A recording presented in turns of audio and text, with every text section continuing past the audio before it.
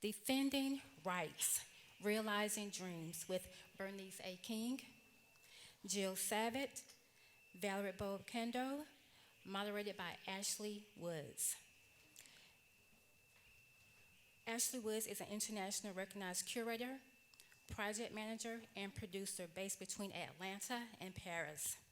Some of his major projects include the internationally recognized Making Peace and A Right to Freedom, an exhibit on Dr. Martin Luther King Jr. that was produced and presented at the Nobel Prize Museum in partnership with the King Center and the National Center for Civil and Human Rights.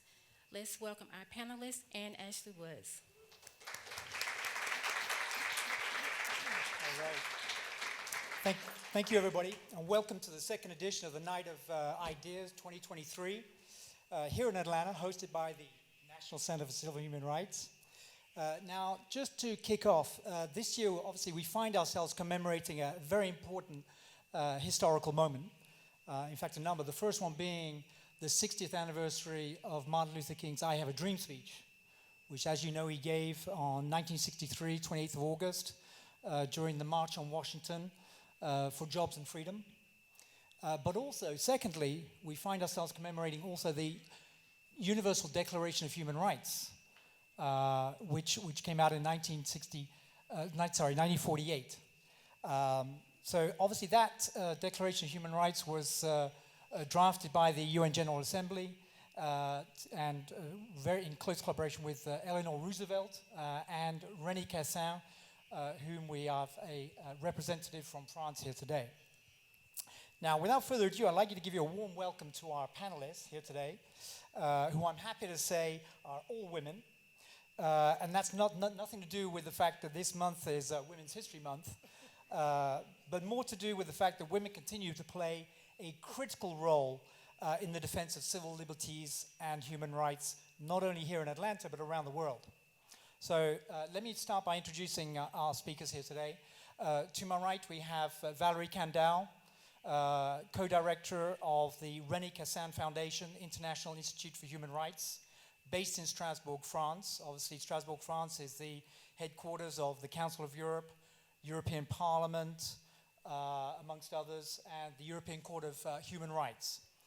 To my left, if you didn't already know, is Dr. Bernice King, CEO of the Martin Luther King Center for Nonviolent Social Change, also known to us more commonly as the King Center. She's also obviously the daughter of Martin Luther King and Coretta Scott King. And the lady over there on the left there is obviously Jill Savit, CEO and President of the National Center for Civil and Human Rights. Okay, so let's kick off. Listen, Jill, I wouldn't mind you starting first because you're our host. So if you wouldn't mind start off by just saying a few words about the vision for the center. Well, welcome everyone. Is this on? Yeah? Welcome. We are so delighted to have everyone here, and welcome to my panelists and to Ashley, co-panelists. The vision of the center is really to help all of us find the power inside of us to change the world around us. We tell the incredible story of the transformational civil rights movement in this country, and also the stories of human rights defenders around the world. And we hope that people who come through these exhibitions and the conversations we host here figure out how they can play a role in making sure the rights of all people everywhere are protected, and the role they can play in promoting human rights. And that's really our goal through storytelling and a bunch of programs that we do outside this building. All right. Thanks, Jill.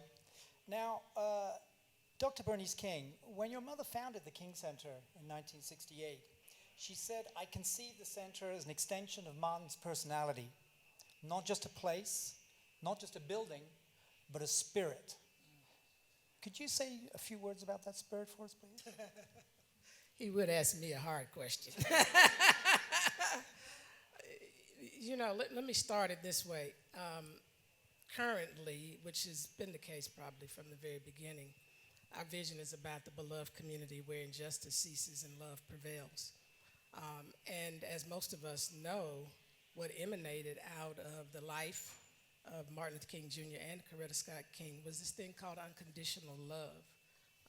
the spirit and heart devoted to people unconditionally, really toward people's well-being, and respecting the dignity, worth, and value of all human beings. And so she wanted people to be able to come to a place where they could connect with that kind of spirit and energy and be inspired in the same vein that they did in the movement to impact the world and bring about social transformation. And so nonviolence is that vehicle that we focus most of our work around. Everything is grounded in Dr. King's philosophy and methodology of nonviolence because he said, and Mrs. King, my mom, reiterated, and I'm reiterating that it is the pathway to the beloved community. Absolutely, absolutely. Thank you, Bernice.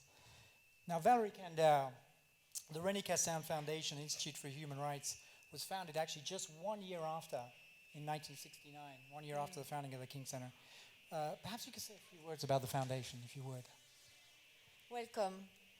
First of all, I want to warmly thank the French Consulate and David Weffel for inviting me to this event of the Night of Ideas. It is a very great honor to be among you, and I am delighted to have the opportunity to talk with Dr. Bernice King and Mrs. Jill Savit. Thanks also to Ashley, who will moderate and surely help me for translation. As you already know, it's quite a challenge for me to speak in English tonight, but I'll try. In a few words, my foundation's main objective is the promotion of human rights in the world. René Cassin is known in particular for having drafted the Universal Declaration of Human Rights with Eleanor Roosevelt. This was signed in 1948, and René Cassin received for his action the Nobel Peace Prize in 1968. Just one year later, the International Institute of Human Rights was born and became, in 2015, a foundation, the Foundation René Cassin, based in Strasbourg. Since then, our foundation has been working to make this protection of rights and freedoms concrete, regardless of race, gender, or religion. Our foundation has a specificity, and it's very important, of being apolitical in order to have a wider access to countries where human rights are still not respected.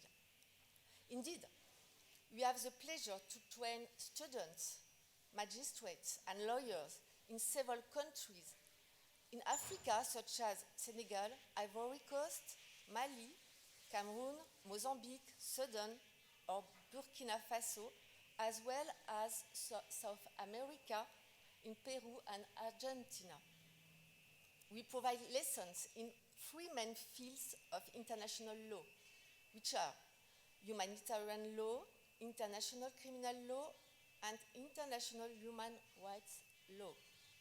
And I would like to say that since its creation, we have formed more than 50,000 people around the world.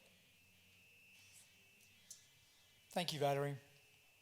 Now, according to the Washington, D.C. think tank Freedom House, who reports on people's access to political rights and civil liberties, including our right to vote, freedom of expression, equality before the law, after the last election, the United States ranked 59th of free countries in the world, 59th in free countries in the world, below Argentina and Mongolia.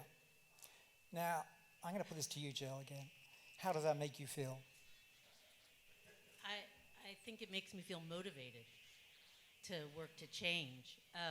It's not only that the United States is 59th, we are in the 15th year of decline in democratic practice in the United States. So for 15 years, we have seen democracy, protection of democracy, the right to vote, freedom of the press, a whole range of factors in decline.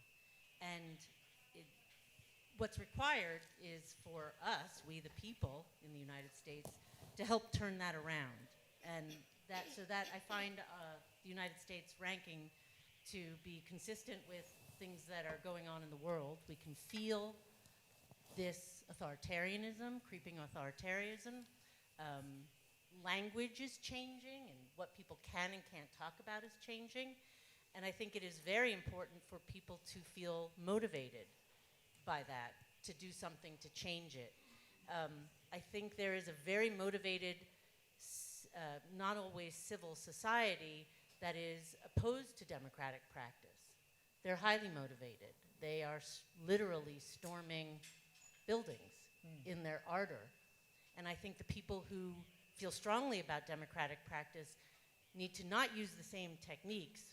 They should go to the King Center's training on nonviolence and learn how to achieve political ends through nonviolent means, but to be very active in it.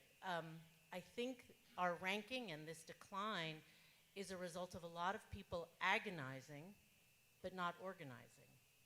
And so where we are and the state of democracy should make people feel agitated, and that should motivate us to do something about it.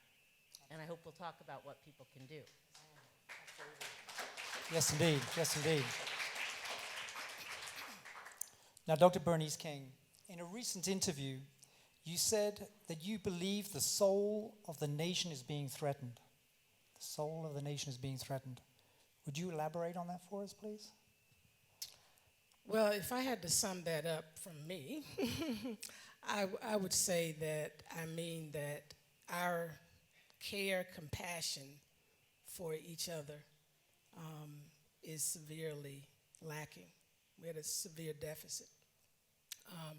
And in my perspective, part of the challenge around all of our rights, around what's happening with our democracy, is we don't have a true commitment to the value of each human being. In many respects, rights has become a god for us. We will fight for our individual right, and yet we will not think about the other in the process. So let me give you an example. When we talk about the Second Amendment right to bear arms, most people are thinking about, this is my right.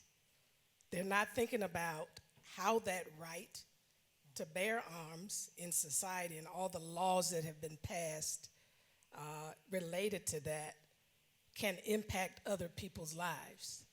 So instead of thinking about, I have a right to bear arms, my posture, if I have care and compassion and concern about others, is what is my responsibility in bearing arms, and how does that play out even in a legislative fashion?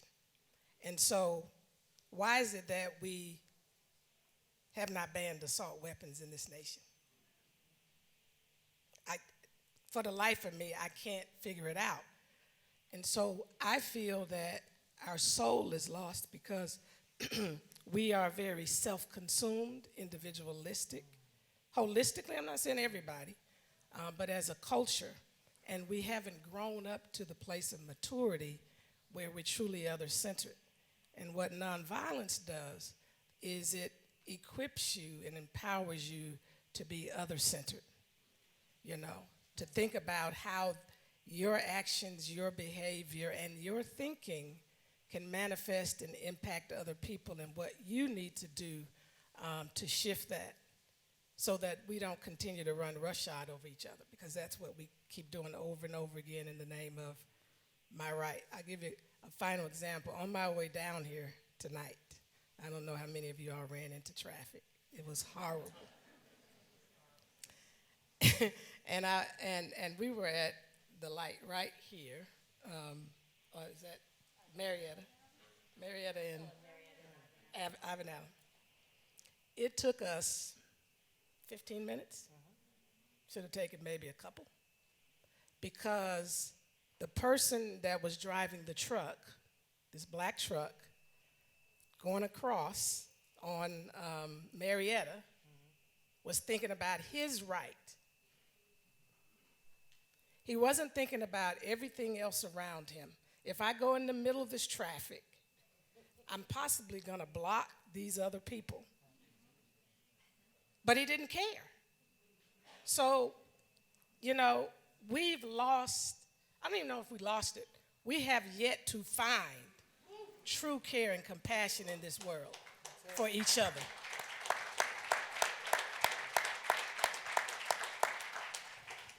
Do you think there's an apathy there? I'm referring to, one of my favorite sermons from Martin Luther King Jr., staying awake through a great revolution. Do you think there's an apathy there from the public in taking action? I don't know if there's there once was an apathy. I don't know if it's an apathy. I think people, as she kind of alluded to it, I think people are still trying to figure out what to do. I mean, the question comes up everywhere I go, what can I do? Because most people, unfortunately, look for leadership. So if anything, we're lacking leaders who embody certain qualities that inspire people to follow. And so I think that's one of the biggest problems. Now, the United States, of course, is not alone when it comes to weakening democracies. Right? Today, one third of the world's population live under the authoritarian rule. And while just 6.4, this is an incredible figure, 6.4 enjoy full democracy, 6.4% enjoy full democracy.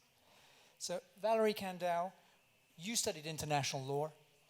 What is the state of Europe today? Yes, as a former lawyer, I am well aware of the challenges that the current situation poses to the rule of law in Europe and more broadly in the world.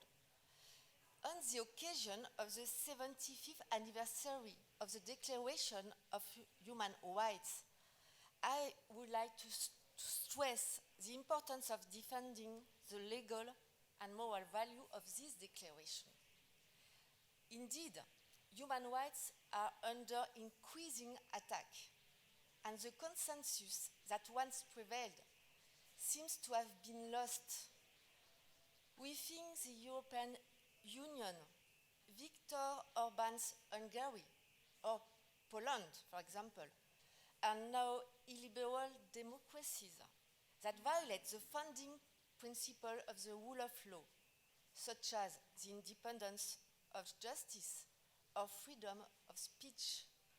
However, this does not only concern Hungary or Poland.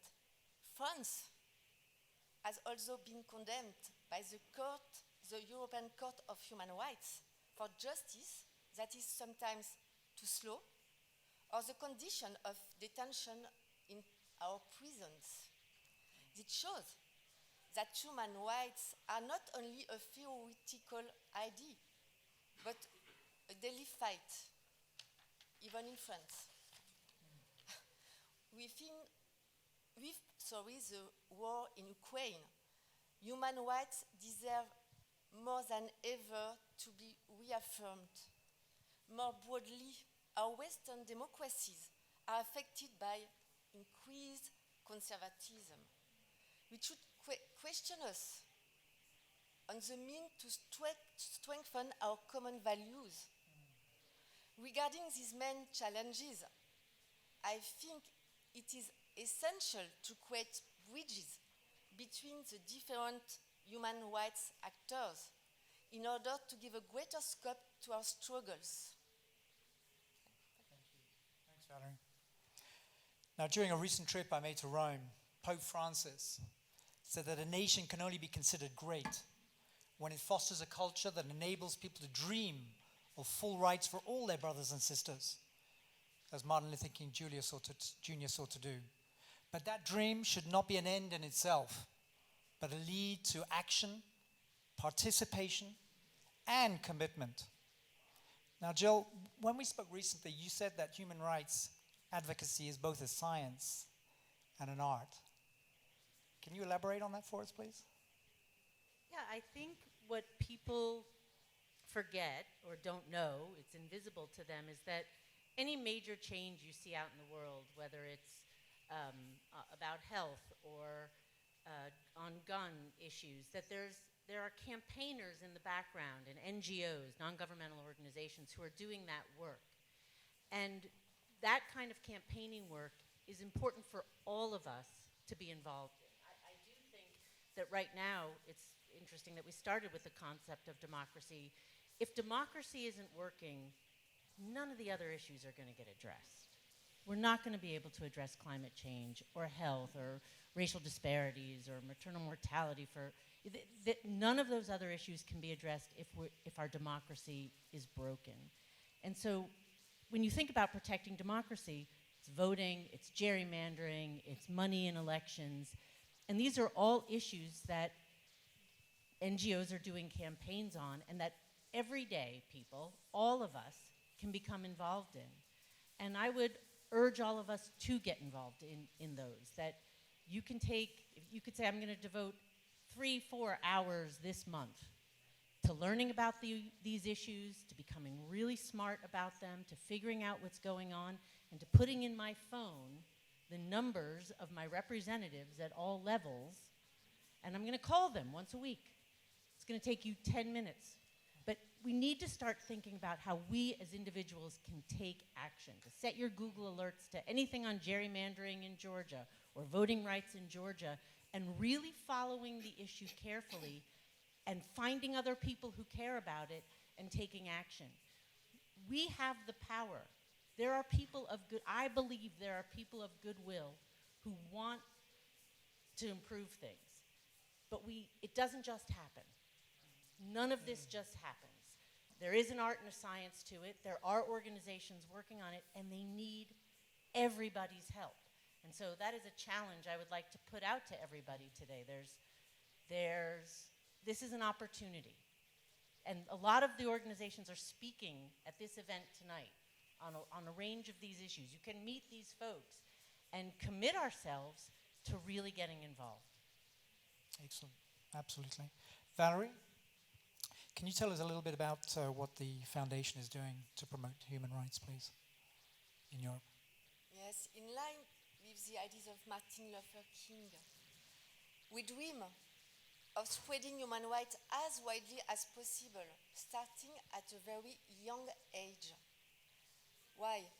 Because until now, our foundation has targeted an older audience, composed of Jews defending human rights in their own countries. The next step is to train younger people. To do this, we have set up a competition in France on human rights for children from kindergarten upwards. We are convinced that the world of tomorrow depends on the education of the youngest today. René Cassin wisely said, "There would be no peace on this planet as long as human rights are violated in the world." Indeed, we believe that it is only by strengthening the ties that unite our countries and the different actors who aim at the same dream that we will come closer to our common goal. Thank you. Thanks, Valerie. Dr. Bernice King, referring to your father's last book, Where Do We Go From Here? Chaos or Community? I just want to ask a simple question. Where do we go from here? She even said it. My father fought for equality and fairness, and she said, you're not being treated fairly.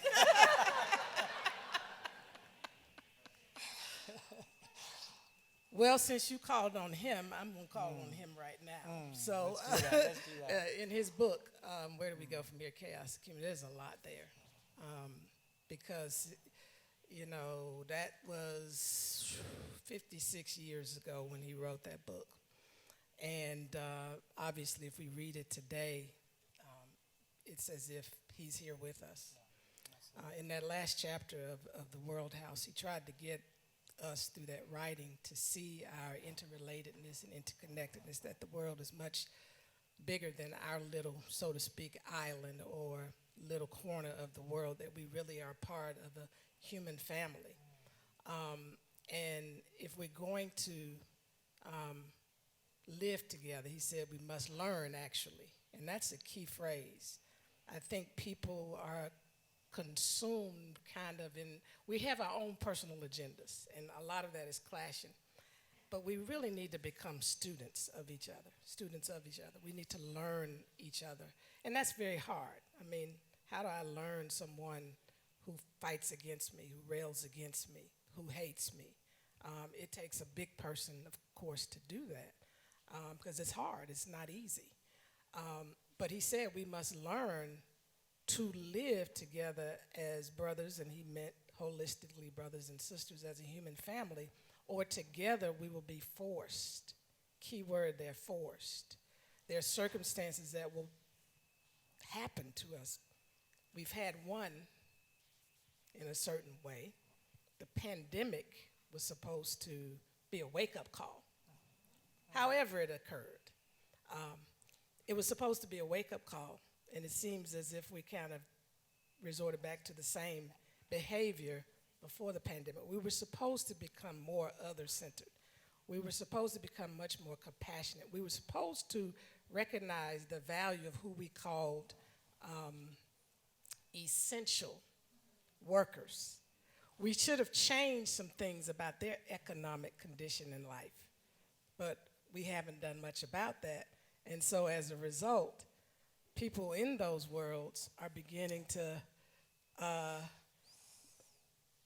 lay off. They're demanding more. You must pay me more. People are having a difficult time hiring people. I know we are. Because people want to be valued. And so where do we go from here? As he said, two things must happen. We have to be careful of the thingification of humankind. You know, he said we must rapidly begin the shift from a thing-oriented society to a person-oriented society. And when machines and computers, profit motives, and property rights are considered more important than people, then the giant triplets that he called them, poverty, racism, militarism, and all the offsprings of those three, are incapable of being conquered. And so we have to find a way to become person-oriented individuals, because if we become more person-oriented, I don't think we will have the same threats that we have against democracy at the level. And we won't have the same threats against all of the rights that come with democracy, as well as the human rights. And then finally, we have to develop this overriding loyalty, as he said, to humanity. We tend to draw lines, you know, in this world. If you're not like me, if you don't think like me, if you don't look like me, et cetera, et cetera, et cetera, then my loyalty is not to you.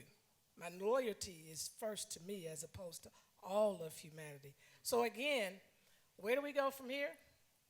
It's real simple. I'm getting ready to do a personal plug. Listen up, Personal everybody. plug. Stay awake, stay awake. A personal plug. Where do we go from here? 1964, Martin Luther King Jr. said, the philosophy, and he said this at the Nobel lecture, not at the acceptance speech of the prize. He said, the philosophy and strategy of nonviolence must immediately, you know, all of his words are so important, but immediately become a subject of study and serious experimentation. So after you study it, seriously experiment with it. In every field of human conflict, by no means excluding relations between nations. Well, it didn't immediately happen. We know that. So fast forward, last year we had the wonderful opportunity, so that now no one has an excuse, for people to truly learn, how did Martin Luther King fight the way that he did to bring about social change and transformation? how did he elevate the rights, the dignity? I'll call it dignity, because at the end of the day, rights goes back to the dignity, worth, and value of human life. And so how did he fight for that? He fought through nonviolence. He had a philosophy, he had a methodology, and we have to study it. And so we launched an online Nonviolence 365 experience that anybody can go to, do it at their own pace. There's no excuse to say, you know, I don't know. And if you think you know, trust me, you don't know Dr. King. I'm finding over and over again, everybody that I hear says they know Dr. King. There's some things in there that still we have to consistently study and revisit. Stop It's like quoting in my King and Christian start living faith, King, right? We can't just read one scripture one time. We have to go back to those things over and over again, because each time we're at a different place in life. Yeah. Life is at a different place. And so I'm encouraging people, please, let's do what Dr. King said. Immediately study nonviolence at the KingCenterInstitute.org or the KingCenter.org. And let's seriously experiment from that heart and soul of Dr. King, because if we do it and we're committed to it, we can change this world. And that's my mission, to develop a cadre of individuals, a critical mass of individuals who live nonviolence, not just as a tactic, but it is a way of life. Amen. Thank you so much for that. Thank you. Now, we're out of time. Unfortunately, we're out of time. We can continue all evening, folks. But I'd just like to say a couple of words to end this session. We're challenged to develop, in words of Martin Luther King, and from the sermon, staying awake through a great revolution. We are challenged to develop a new world perspective. Yes. No individual can live alone. No nation can live alone. And anyone who feels they can live alone is sleeping through a revolution. So I'm saying, let's wake up, folks. Thank you very much. And stay awake.